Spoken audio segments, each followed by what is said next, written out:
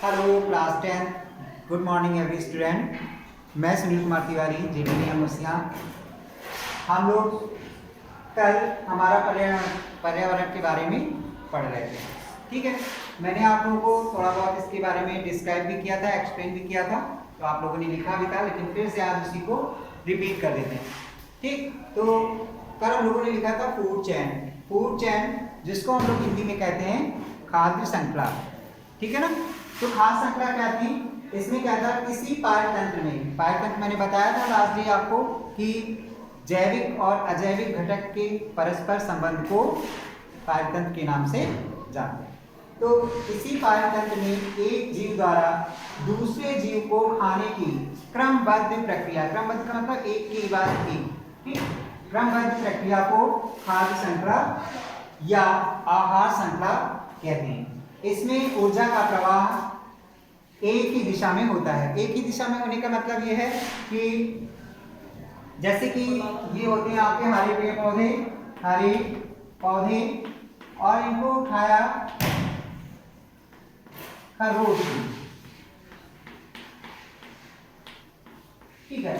फिर खरगोश को किसी दूसरे जीव ने खाया, तो इस तरह की जो एक श्रृंखला बनती चली जाती है उसको हम लोग ऊर्जा प्रवाह कहते हैं कि एक सीधी दिशा में होता रहता है। जैसे स्थलीय जीवों में पाए जाने वाली जो खाद्य श्रृंखला हुई वो इस तरह की हुई, घास को खाएगा हिरण और हिरण को खाएगा शेर। इसी तरह से जो तालाब में पाई जाने वाली श्रृंखला होती है उसमें होते हैं हरे पेड़ पौधे जो तैरते रहते हैं, जैसे हाइड्रिला वगैरह है, उनको खाते हैं छोटे कीड़े मकोड़े को खाते हैं मेढक को खाता है सर्प और सर्प को खाता है बाज। इस तरह से आपकी श्रृंखला बनती रहती है। तो ये एक सीधी दिशा में होता रहता है। दूसरा आपका है फूड वेब, जिसको हम लोग हिंदी में कहते हैं खाद्य जाल। खाद्य जाल क्या होता है, खाद्य श्रृंखला के जीवधारियों का संबंध दूसरी खाद्य श्रृंखलाओं के जीवधारियों से होता है। यानी कि मान लो कोई एक फूड चेन है तो उसका दूसरी फूड चेन से आपस में कनेक्शन होगा।